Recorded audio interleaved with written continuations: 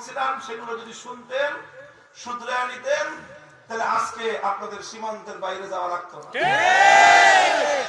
আপনারা হয়তো আবার আসবেন, আবারও ভুল করবেন, আবারও এই পরিণাম করবেন। মনে রাখবেন, যারা কোরআনের বিরুদ্ধাচরণ করেন, কোনোভাবে আল কোরআনের সৈনিকদেরকে যদি আপনারা কোনোদিন পরাস্ত করেন, হয়তো করতে পারবেন, আবার তারা ঘুরে দাঁড়াবে, আপনাদের উপর আবার তারা বিজয়ী হবে।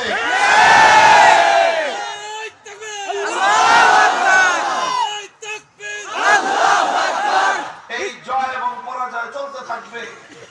মনে রেখেন, আমরা বিজয়ী হলেও লাভ, আমরা ধরাশায়ী হলেও আমাদের কোনো ক্ষতিগ্রস্ত নাই। কুল হাল তারাব্বাসুনা বিনা ইল্লা ইহদাল হুসনাইন, কুল হাল তারাব্বাসুনা বিনা ইল্লা ইহদাল হুসনাইন। আল্লাহ বলে দিয়েছেন, হে নবী আপনি বলে দেন, যারা তাককিট মিটাইতেছেন যে হুজুররা একটু ভালো অবস্থা পাইছেন, এজন্য আমাদের বিরুদ্ধে বলে যান, আপনারা তাককিট মিট করতেছেন না। শুনেন, শুনে রাখেন, আল্লাহর কোরআন 1400 বছর আগে আমাদের কথাগুলো বলে দিয়েছে। হাল তারাব্বাসুনা বিনা ইল্লা ইহদাল হুসনাইন, ইম্মাল ফাতহু ওয়া ইম্মাশ শাহাদা। আমাদের জন্য দুটো পরিণামের যে কোনো একটা অপেক্ষা করতেছে। কয়টা পরিণাম? দুইটা, এবং দুটোই আমাদের জন্য ভালো। ঠিক। একটা পরিণাম হয় আমরা বিজয়ী হয়ে আল্লাহর জমিনে আল্লাহর কোরআনের রাজ কায়েম করব। ঠিক। আরেকটা হয় আমরা পরাজিত হয়ে শহীদ হয়ে খোদার জান্নাতের মেহমান। আর কি করবেন? আর কি করবেন? হয় বাঁচবো না হয় মরবো। বাঁচলে গাজী, মরলে শহীদ। আচ্ছা বলেন, গাজী হলে লাভ বেশি না শহীদ হলে লাভ বেশি? ওটা তো লাভ আরো বেশি। তুমি আমার ক্ষতি করবা কিভাবে? আমি যখন আল্লাহর কোরআনের পথে, আমি যখন হকের পথে, আমি যখন ইসলামের পথে, আমার ক্ষতি করার সাধ্য তোমার নাই। আমাকে তুমি মারতে পারবা, আমাকে তুমি বাধা দিতে পারবা, আমাকে তুমি কাটতে পারবা, আমার কণ্ঠ তুমি রুদ্ধ করতে পারবা, আমাকে তুমি জেলে পড়তে পারবা, আমাকে তুমি নির্যাতন করতে পারবা, কিন্তু আমার ক্ষতি তুমি করতে পারবা না। মূল নীতি এটাই। হযরত ওমর ফারুক রাদিয়াল্লাহু তাআলা আনহু একটা প্রসঙ্গে নবী আকরাম সাল্লাল্লাহু আলাইহি ওয়াসাল্লামকে বলেছিলেন, আলাসনা আলাল হক ওয়া হুম আলাল বাতিল। ইয়া রাসূলুল্লাহ, ব্যাপারটা কি এমন নয় যে আমরা হকের উপর ওরা বাতিলের উপর? হ্যাঁ, কথা ঠিক, আমরা হকের উপর ওরা বাতিলের উপর। আলাইসা কাতলানা ফিল জান্নাতি ওয়া কাতলাহুম ফিন নার। আমরা মরলে খোদার জান্নাতে যাব, আর ইসলামের বিপক্ষে থেকে মরলেই খোদার জাহান্নামে যাবে। কথা ঠিক? আল্লাহর নবী বললেন, হ্যাঁ তাইলে ঠিক, কথা ঠিক। কথা তো হিসাব পরিষ্কার, হিসাব তো পরিষ্কার। আমি কোরআনের কথা বলবো, তুমি আমাকে বাধা দিবা, লড়াই বাঁধবে, আমি মরলে জান্নাতে যাব। কোরআনের কথায় বাধা দিতে গিয়ে তুমি মরলেই জাহান্নামে যাবা। মামুনি আমি হব কেন? আমি যেখানে বাঁচলে গাজী, মরলে শহীদ, দুনিয়াতে থাকলে ইসলাম কায়েম হবে, মরে গেলে জান্নাতে যাব, তো আমি মাথা নত করবো কোন দিকে? মাথা তো তোমাকেই নোয়াতে হবে। যদি তুমি নিজের কপালে ভালো চাও, মাথা নোয়ায় ভালো হয়ে সামনে চলে আসো। এই হলো কথাটা, নসিহত এইটা। এই পরাজিত পরাস্ত শক্তির প্রতি নসিহত এই। আপনাদের 50 বছরের বিগত দিনের রাজনীতি, আপনাদের চলার পথ পর্যবেক্ষণ করলে এটাই হলো আপনাদের সবচেয়ে বড় ভুল, যে আপনারা আলেমদের কাছ থেকে আপনাদের ভুল ত্রুটি সংশোধনের কথা বরদাস্ত করতে পারেন না। আপনারা চান সব হুজুররা আপনাদের চাটুকারিতা করুক, আর যেই হুজুর আপনার সমালোচনা করবে আপনি সেই হুজুরের ঘাড় মটকায় দিতে চান। মনে রাখেন, এক হুজুরের ঘাড় মটকাবেন, তার ঘাড় মটকানো রক্ত থেকে 1000 হুজুর জন্ম নেবে। পারবেন না, অতীতেও পারে নাই, বহু এরকম অতিক্রান্ত হয়ে গেছে, অনেক প্রতাপশালী, অনেক রাজা বাদশা অতিক্রান্ত হয়ে গেছে। যে সমস্ত রাজা বাদশাদের নাম নেওয়ার মতো দুনিয়াতে আজ কেউ নাই, কিন্তু হক্কানি উলামায়ে কেরাম যারা কোরআনের কথা বলে গেছেন, যারা ইসলামের কথা বলে গেছেন, যারা হকের ঝান্ডা সমুন্নত করে গিয়েছেন, তারা শাহাদাত বরণ করেছেন। কিয়ামত পর্যন্তের জন্য দুনিয়া এবং আখিরাতে আল্লাহ পাক তাদের নামকে চমকে দিয়েছে।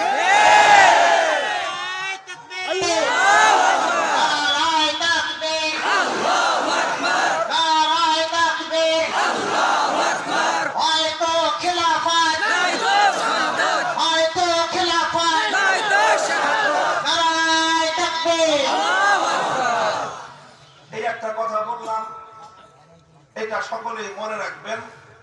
যারা এই ধরনের স্বভাব রাখতেন আগে, যাদের এই ধরনের স্বভাব ছিল, স্বভাবগুলো সংশোধন করে দিবেন। আলেমদেরকে, যে সকল আলেমরা সমাজে কথা বলে, তাদেরকে নিজেদের অধীনস্থ মনে করবেন না, বরং তাদেরকে নিজেদের নেতা মনে করবেন। তাদেরকে নিজেদের নেতা মনে করবেন, খালি হুজুর মনে করবেন না। তাদেরকে নিজেদের কি মনে করবেন? নেতা মনে করবেন। শেখ হাসিনা বড় নেতা না আমি বড় নেতা? আপনি বড় নেতা।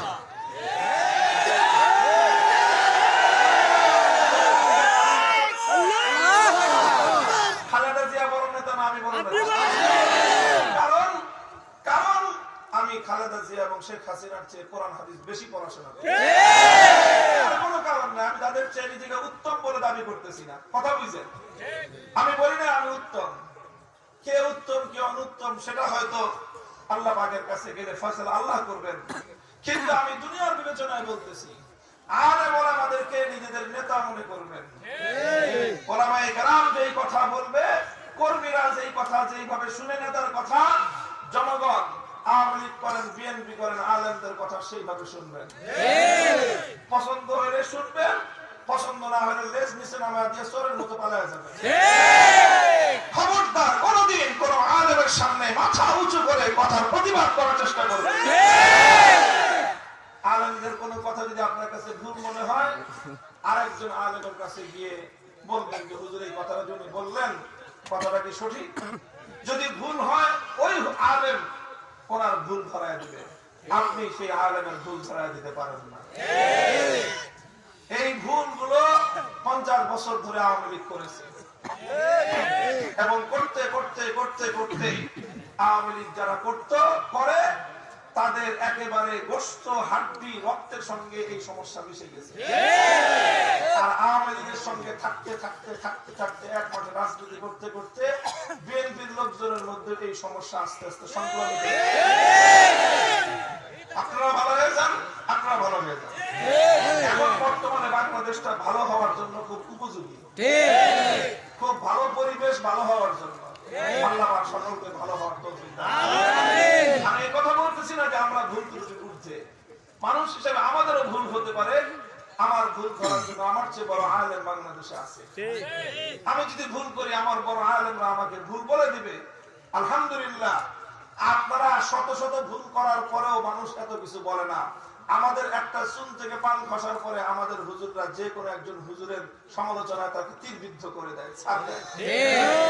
দেখেন নাই? দেখেন আপনারা, দেখেন সমাজটা এখন দেখতেছেন, কোন একজন আলেম একটা কথা 1.5 ঘন্টা বক্তব্যের মধ্যে একটা কথা ভুল বলেছে, জাতির আলেম ওলামারা তাকে ধুয়ে মুছে দিয়েছে। আমি একটা কথা ভুল বলি, আমাকে কেউ ছাড় দিবে না। আপনার তো সারা জীবনের হাজার হাজার কথা কেউ পাত্তাই দেয় না। আমার একটা ছোট্ট কথা সামান্য একটু ভুল কেউ ছাড় দেয় না।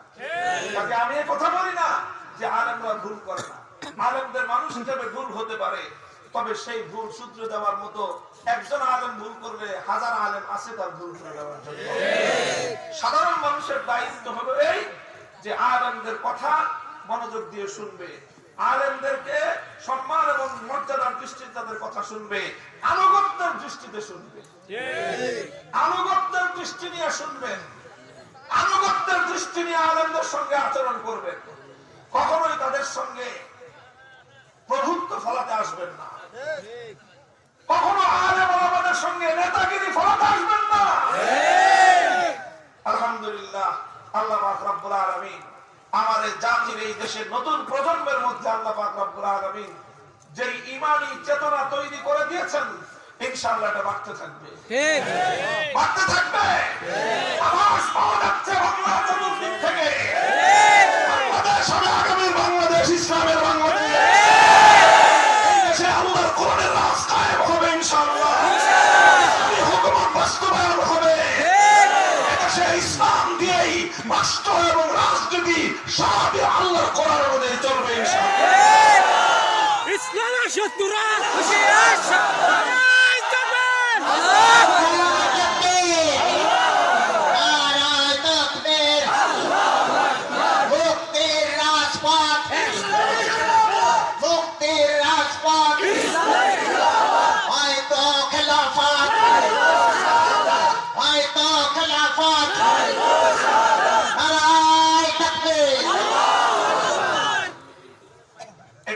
ওসিলা হিসেবে কথাগুলো বললাম।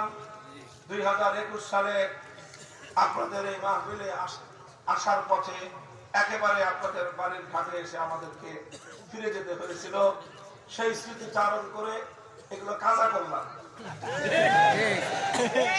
সেগুলো 4 বছর আগের কাজা কথা। এখন আজকের নতুন ওয়াক্তের কথা শুরু করতেছি। এখন নতুন কথা যেগুলো আমি বলবো তার আগে আমি আপনাদেরকে 2টা প্রশ্ন করব। আচ্ছা বলেন তো, এই পুরা মজমার মধ্যে এই বড় আপনারা বিচার চাওয়ার জন্য, বিভিন্ন মামলা মোকদ্দমার বিচার চাওয়ার জন্য বিভিন্ন আদালতে, বিভিন্ন আদালত আছে না, বিভিন্ন কোর্টে আদালতে এই জীবনে কোন না কোন সময় একবার হইল কারা কারা গেছেন একটু হাত উঠান তো। হুজুর দেখেন কত পার্সেন্ট মানুষ হবে অন্তত কারা কারা অন্তত বিচার চাইতে আদালতে গেছেন। অন্তত 15 থেকে 20% মানুষ হাত নামান। আচ্ছা এবার আরেকটা প্রশ্ন করি, মুসলমানরা এরকম কেউ কি আছেন থাকলে হাত উঠাইবেন যে কোনদিন হিন্দুদের মন্দিরে পূজা করতে গেছেন? হাত উঠান। আছেন কেউ? মুসলমান অবস্থায় কেউ হিন্দু থেকে থাকলে সেই সময় গেছেন সেটা না, আপনি ইসলাম গ্রহণ করাকালীন সময়ে মুসলমান থাকা অবস্থায় হিন্দুদের মন্দিরে দুর্গা, সরস্বতী, কালী আরো কত মূর্তি আছে না, দেবতা, এই সমস্ত দেবতার পূজা করতে গেছেন কোনদিন? এই দুটা কথা মনে রেখে, যে প্রচলিত এই আদালতে বিচার চাওয়ার জন্য আমাদের এই মজমার একটা মোটামুটি জরিপে দেখা গেল 15 থেকে 20% মানুষ গিয়েছে, অথচ হিন্দুদের মন্দিরে পূজা করতে কোন মুসলমান যায় না। ঠিক আছে, এই কথাটা মনে রাখেন, পরে কাজে লাগতে পারে। আমি কোরআনে পাকের সূরাতুন নিসার 60 নম্বর আয়াত আপনাদের সম্মুখে তেলাওয়াত করেছি। তেলাওয়াতকৃত আয়াতের মধ্যে আমার আল্লাহ পাক রব্বুল আলামিন বড় বিস্ময় এবং আশ্চর্য নিয়ে আল্লাহ পাক রব্বুল আলামিন একটা কথা মানব জাতির উদ্দেশ্যে বলেছেন। আল্লাহ বলেন, আলাম তারা, তুমি কি দেখো না বড় আশ্চর্যজনক একটা দৃশ্য, বড় বিস্ময়কর একটা দৃশ্য কি তুমি দেখো না? ইলাল্লাযীনা ইয়াজুমুনা আন্নাহুম আমানু বিমা উনজিলা ইলাইকা ওয়া মা উনজিলা মিন ক্বাবলিক, কিছু মানুষ এমন রয়েছে যে তারা দাবি করে তারা ঈমানদার। কিছু মানুষ এমন আছে যে তারা দাবি করে তারা ঈমানদার। তারা নিজেদের কি পরিচয় দেয়? ঈমানদার। যে আমরা মুমিন, মুসলমান, ঈমানদার, এই কথা তারা বলে। অথচ ইউরিদুনা আইয়াতাহাকামু ইলা তাগুত, অথচ তারা তাগুতের কাছে বিচার চাইতে যায়। ঠিক, দাবি করে কি? ঈমানদার, অথচ করে কি? অথচ করে কি? বলেন, কথাটা শব্দটা শিখতে হবে। আপনারা অনেক ফাঁকিবাজি করছেন এই জীবনে, কিচ্ছু শিখেন নাই কোরআন হাদিসের কথা, অথচ সারা দুনিয়ার ডিগ্রি কম হাসিল করেন না। দুনিয়ার কৃষক হইলেও ক্ষেত খামার তো কম শিখেন নাই, অথচ কোরআনের 2টা কথা শিখাইতে গেলে মুসলিম করেন। আপনারা অনেক ফাঁকিবাজি করছেন, কথা বলেন ঠিক না? কোরআনের কথা বললাম, শব্দটা মুখস্থ করেন। তাগুত, বলেন সবাই মুখস্থ হয়েছে? বলেন তো তাগুত। তাহলে আল্লাহ কি বলতেছেন? দেখো কিছু মানুষ এমন আছে যারা দাবি করে নিজেদেরকে ঈমানদার বলে, অথচ তারা তাগুতের কাছে বিচার চায়। অথচ তারা বিচার চায়। এটা হলো আয়াতের অর্থ। কি বুঝলেন? কি বুঝলেন আপনারা এই কথার দ্বারা? এটা আল্লাহর কোরআনের আয়াতের অর্থটা কি বুঝলেন? আল্লাহ বোঝালেন হলো যে তুমি যদি ঈমানদার হয়ে থাকো তাগুতের কাছে বিচার চাইতে পারো না, আর যদি তুমি তাগুতের কাছে বিচার চেয়ে থাকো ঈমানদার হতে পারো না। কথা অস্পষ্টতা আছে কোন? না, কথাটা পরিষ্কার। তুমি যদি ঈমানদার হয়ে থাকো তাগুতের কাছে সিদ্ধান্ত চাইতে পারো না, আর তুমি যদি তাগুতের বিচার মানো তাগুতের ফয়সালা মানো, তাহলে তুমি আর কিছু হলেও ইমানদার হতে পারো না। আল্লাহর উপর ঈমান এবং তাগুতের উপর বিশ্বাস একত্রিত হতে পারে না। রাত আর দিন একসঙ্গে জমা হতে পারে না। এমন সময় হতে পারে যেটা রাত্র আবার দিনও হতে পারে না। আলো এবং অন্ধকার একত্রিত হতে পারে না। আলো আর অন্ধকার যেমন একত্রিত হতে পারে না, রাত আর দিবস যেমন একত্রিত এক জায়গায় জমায়েত এক সময় জমায়েত হতে পারে না, ঠিক তেমনি ভাবে আল্লাহর কোরআন বলতেছে আল্লাহর উপর ঈমান এবং তাগুতের উপর বিশ্বাস এটা কোশ্চিনকালেও একত্রিত হতে পারে না। ফাতাবায়ানার রুশদু মিনাল গাই ফামান ইয়াকফুর বিত-তাগুতি ওয়া ইউমিন বিল্লাহি ফাকাদ ইসতামসাকা বিল উরওয়াতিল উসতা লা ইনফিসামা লাহা ওয়াল্লাহু সামিউন আলীম। তাবায়ানা দিবালোকের ন্যায় পরিষ্কার, আর রুশদু মিনাল গাই কোনটা সঠিক পথ কোনটা ভুল পথ, কোনটা হেদায়েত আর কোনটা গোমরাহি আল্লাহ বলতেছেন পরিষ্কার পরিষ্কার। সুতরাং ফামান ইয়াকফুর বিত-তাগুতি ওয়া ইউমিন বিল্লাহ, যে ব্যক্তি তাগুতকে অস্বীকার করবে আর আল্লাহর উপর ঈমান আনবে, সে ব্যক্তি কেবলমাত্র মুক্তির পথ ধরবে। তাহলে শুধু আল্লাহর উপর ঈমানের আনার কথাই বলেন নাই, সঙ্গে সঙ্গে আল্লাহ বলতেছেন তাগুতকে অস্বীকার করতে হবে, তাগুতকে অস্বীকার করতে হবে। الذين آمنوا يقاتلون في سبيل الله والذين كفروا يقاتلون في سبيل الطاغوت। যারা ঈমানদার তারা লড়াই করে আল্লাহর পথে, যারা বেঈমান তারা লড়াই করে তাগুতের পথে। তাহলে তিনটা আয়াত আমি কোরআন থেকে বললাম, আরো অনেক আয়াত আছে একই মর্মের। মর্মটা হলো কি, আল্লাহর পথ ভিন্ন, তাগুতের পথ ভিন্ন। যারা আল্লাহর পথের পথিক তারা এক শ্রেণী, যারা তাগুতের অনুসারী তারা আরেক শ্রেণী। যেরকম ভাবে রাত আর দিবস একত্রিত হতে পারে না, আসমান আর জমিন যেমন একাকার হতে পারে না, আলো আর অন্ধকার যেমন এক জায়গায় জমা হতে পারে না, ঠিক তেমনি ভাবে একটা মানুষ আল্লাহর অনুসারী আর তাগুতের অনুসারী একত্রিত হতে পারে। মুহতারাম হাজিরিন, এতক্ষণে হয়তো আপনাদের মনের মধ্যে প্রশ্ন ঘুরপাক খাচ্ছে, তাগুত জিনিসটা কি, এটা তো আগে বুঝাই নেবেন। কথা বলেন, এই যে এতক্ষণ কথা বলতেছেন তাগুত তাগুত তাগুত, এই তাগুত জিনিসটাকে আগে তো সেটা বুঝাই নেবেন, তারপরে সেটা বলবেন যে আল্লাহর রাস্তা একটা, তাগুতের রাস্তা আর একটা। হ্যাঁ, তাগুত কি জিনিস বোঝাবো, কিন্তু আগে শব্দটা তো মুখস্থ করেন, আগে তো শব্দটা শিখেন, আগে তো এটা বুঝেন যে আল্লাহর পথ ভিন্ন, তাগুতের পথ ভিন্ন। আগে তো আপনাকে এটা বুঝতে হবে যে ঈমানের পথ ভিন্ন, তাগুতের পথ ভিন্ন। এবার বুঝেন তাগুত কাকে বলা হয়। কোরআনে পাকের মধ্যে আল্লাহ পাক রব্বুল আলামিন বহু আয়াতের মধ্যে তাগুত শব্দটা প্রয়োগ করেছেন, ব্যবহার করেছেন।